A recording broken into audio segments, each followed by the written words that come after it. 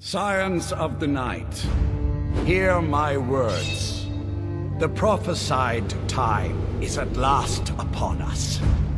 Soon we will claim dominion over the sun itself and forge a new realm of eternal darkness. I offer you my blood.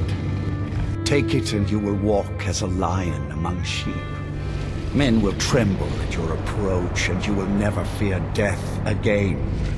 This is the power that I offer. Now, make your choice.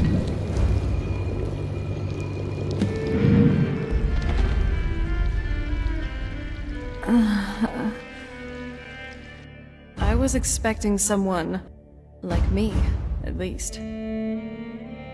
My family used to live on an island to the west of Solitude. I would guess they still do. Hopefully we can find a boat to take us there. Not the most welcoming place, but depending on who's around, I'll be safe there. Let's just say that my mother and father had a bit of a falling out. It'll just be more unpleasant to run into my father. By the way, my name is Serana. Good to meet you.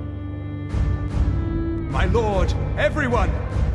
Serana has returned! The power is growing within you, and now you must learn to wield it. With my guidance, you will become a deadly instrument, striking terror into the hearts of mortals wherever you tread. Skyrim's vampires are notoriously underwhelming. Even though they're a rare occurrence in the game, they often feel more like an inconvenience than a true supernatural force. The only real way you can tell if someone's a vampire is if they have the same 2 generic spells with the same generic outfit. With shallow abilities, a weak progression system, and a hunger system that makes absolutely no sense, I decided to bring more life into the undead. This overhaul only focuses on the Dawnguard DLC and vampires, so you can add this to your already pre-made load orders, if you have the space. Let's go over what was changed, starting with NPC changes. As the Lord of Castle Volkihar, it's only fitting that Lord Harkin himself got an appearance change as well. Fitted with a new set of armor called the Lord of Cold Harbor, armor like this is best fitted for a Lord. Valerica and Serana both received an appearance upgrade from the mod Pantheon Serana and Valerica Dark All Day Optimized Queen of the Damned. Quite the long title. This mod makes them look more attractive and as if they were actually related. I mean, they are mother and daughter. And to be fair, since Harkon got a new outfit, why not them? They now both share the Wine Duchess outfit ported over by XTUDO. This outfit makes the two appear as if they are truly royalty. This version of Pantheon doesn't include body meshes or textures, so you'll need to download your own. Here's the body mod and skin mod that I use, but if you have your own, of course you can go ahead and use that. Divergence Dawnguard pack and KOZAKOWY'S female vampire armor replacer was also added to be fair to the humanoid NPCs, while Iconic's gargoyles and deathhounds upgrade the appearance of the enemies. Aside from the main Volkihar family, vampires who reside in Castle Volkihar, as well as vampires who reside in the rest of the world, have also been overhauled. Vampires are very ugly in Skyrim, and they look like human bad hybrids. The Volkihar family shouldn't be the only ones to get a facelift. Now, I could be mistaken, but I could have sworn vampires were all attractive as part of their charm.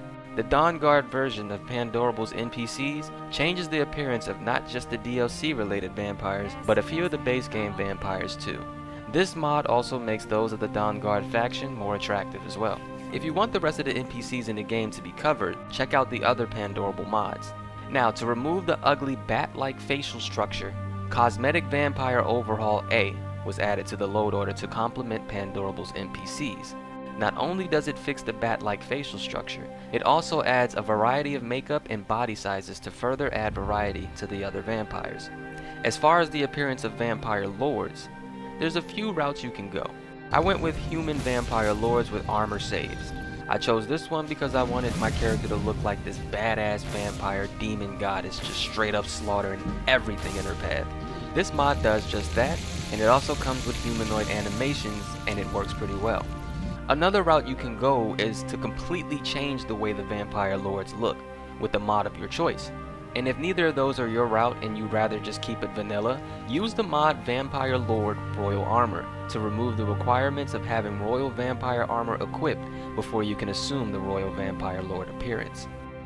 With this mod, all you need to do is defeat Harkin, and you'll automatically use the version of the Vampire Lord instead of needing the armor for the appearance change. This is all for the visual changes. NPCs have been covered visually, and if you were paying close enough attention to the background, you would have noticed that the architecture was also enhanced. Now it's about time we got into the juicy part, the part that affects gameplay and other quality of life upgrades.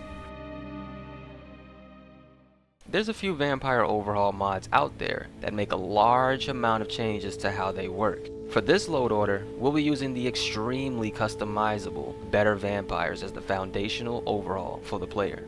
Then we're going to follow that up with Better Vampire NPCs as the foundational overhaul for the NPCs. And lastly, as an extension, we'll be using Better Vampire Lords to make you even more of a supernatural force. Now, I'm not going to go through every change detail. You'll end up finding those out for yourself, but I will give you the gist of what's been changed. First, Better Vampires, the one for the player, gives you a host of new customizable changes that allow you to change the behaviors and traits of being a vampire. I've also paired that up with a few other mods to help tie in the other ones. I always thought it was pretty dumb how a starving vampire was more powerful than a well-fed one. At that point, why even eat? To avoid the sun's effects? Our great enemy is the sun. I mean, you already know the sun is bad, so why are you even outside during the day as a vampire? Anyways, that has to be reversed and modified. Now, a well-fed vampire suffers less from the sun, if at all, and is no longer weakened. Better Vampires gives you the option to change the setting, so if you like the normal ways of vampirism, you can choose to keep it that way if you want. But what if you hate having to feed on people at night like me? Why can't I just bring the food along with me? Well, now you can because it makes sense. All a vamp needs is blood. Blood is liquid, and liquids can go into a bottle, right? So shouldn't I be able to bottle up my food? At some point during the customization phase, you'll have the option to either use blood potions as food, or you can have them function as normal. Not to mention, you can even have your own thralls to feed on at your leisure, like a true vampire. No more having to sneak around eating people if you don't feel like it. That's not all. You can set it so that you can feed on corpses that were recently killed, to receive little nourishment. You can sneak feed on people, completely draining them of all their blood and killing them on the spot, or force feeding, which removes the need to even sneak up on them in the first place. So you can basically just look at somebody and feed.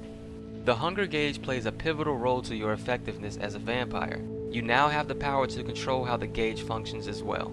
Do you want to advance the stage of vampirism every day you go without food as normal? Do you want your hunger to speed up the longer you go without blood for a more hardcore feel? Or would you rather it be simple and just have two phases, starved and fed? The beauty of it is the choice is yours. While feeding and maintaining your hunger, you will also gain power the more you do so, raising you higher up the ranks of the vampire hierarchy.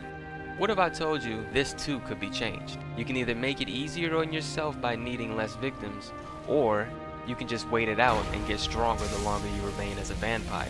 No extra steps to it. I think option 2 is more realistic. Usually the most powerful vampires ever are the oldest ones.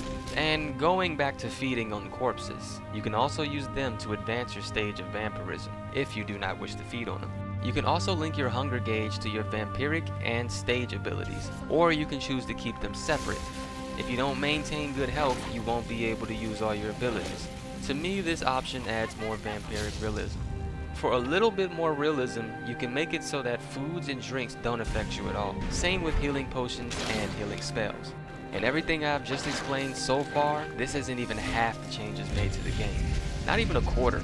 If I went over everything, this video would be about an hour long. So I'm gonna leave a decent amount of details out, and I'll leave that up to discovery. There's a special kind of beauty behind being caught off guard by something new. And with that being said, it's about time we moved on to combat. Let's start off with magic. When becoming a vampire or vampire lord, you will unlock a plethora of new spells to use at your disposal. Better Vampires, Ancient Blood Magic, and a few other mods have been added to incorporate newer, flashier, and balanced spells to the level list. These spells will scale with your level, and the more powerful you become as a vampire, the more powers you will unlock. powers that range from summoning gargoyles and summoning hellhounds to spawning in a bat buffet, shooting blood lightning, and even spawning in a flame NATO. These elements bring vampires straight to the top of the food chain, and now they're actually living up to being powerful, supernatural entities. You can unlock the most powerful spells after defeating specific bosses around the world and specific quests. Not only that, but you can also find some more of the practical spell tones on undead enemies, and you can purchase a few of them from the vampires in Castle Volkihar or other mages around the world. They are quite expensive. The Riverwood Trader. This was all designed to give you a good sense of progression, to make you feel like you're actually gaining strength and gaining new abilities and stuff like that. Now, so far, you the player have been the main focus of these overhauls, making your life better as a vampire. Now, if you were to ask me how I felt about just the player getting these abilities, I would tell you that that's gonna get boring pretty quick. So we're gonna need to spice it up a bit. Sliding on back to the mod I mentioned earlier, better vampire NPCs is the spice we're looking for. They too can use most of the abilities added by the other mods, and they can also scale all the way up from level 1 to 130.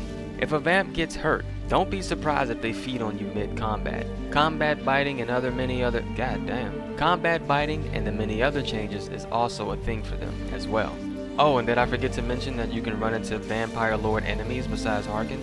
After defeating a vampire, they have a chance to drop a blood gem, which is needed as material for the newly added blood glass weapons. These weapons come with extra effects to make combat a bit more interesting. And the best part about it, this feature can be disabled through the blood gem that spawns in your inventory. So the choice is yours if you want anything extra. Oh, and don't worry. If you're running a summoner's build, which I highly recommend for this load order, after completing specific quests, you'll unlock the ability to summon blood weapons, bound sword style. What do you think of that? Pretty cool, eh? Now, what if somehow you lost your weapons and you can't use magic at all? Like just somehow, some way. Well, don't forget that you're actually a vampire now, and vampires fight with claws. Did you know that? You are weaker while on the ground. I think claws are very suited for vampires, and so I also added supernatural strength to give unarmed combat a bit of a boost. This might be annoying for some of you to hear, but vampire attacks have made their way back into Skyrim. Whenever you hear this line, "Where's these vampires coming from? We need to wipe them out before things get worse," or anything similar, the raid is about to begin soon. This is all I'll be covering for this section here. Again, I'll be leaving the rest up to you to discover. Moving on to the final set of changes that really help out with quality of life. Starting with Serana Dialogue add-on, this big humongous ass mod puts the original actress to shame. And I don't say that lightly. As much as I love the OG Serana voice, I don't think I can stomach her anymore after using this mod. This mod not only changes her voice lines, but it adds new ones with more fleshed out details and lore. And Serana also got a smarter AI, so expect better interactions with her. Vampire clans and bloodlines have also been added to specific locations to make the world seem like it's even more inhabited by vampires. Another cool change is the fact that you can actually hide from the sun now. You can dress up from head to toe to do so with the mod Vampire Sun Damage Clothes to avoid taking sun damage and weakness. If you don't have the right slots equipped or you're just not using the mod, you can still hide in shadows to slowly regenerate. And the last little bit of quality of life detail I'll be covering on this load order is blood related. Dirt and Blood HDB texture, Enhanced Blood Textures Light, and BNP Teeth Overhaul Bloody Teeth. Having all this extra blood and dirt going around your character and stuff will just really make you look like a bloody vampire. I mean, that's what you guys are all about. Blood, eating people, dirt. Well, that's about it for this vampire overhaul. I hope you all enjoy your playthrough as a vampire. I never usually play as one, so it was pretty difficult for me to find all the necessary mods. So hopefully this is enough for you all to enjoy. If you have any issues, feel free to leave a comment, and if you run into a problem or know of a problem with the chosen mods, again, leave it in a comment and we can figure something out as a community. As for the perk Aegis Wings under the Vampire Lord perk tree, make sure you do not put any perks into it. You already have a flying mod and that one is inferior in comparison. And again, thank you for watching.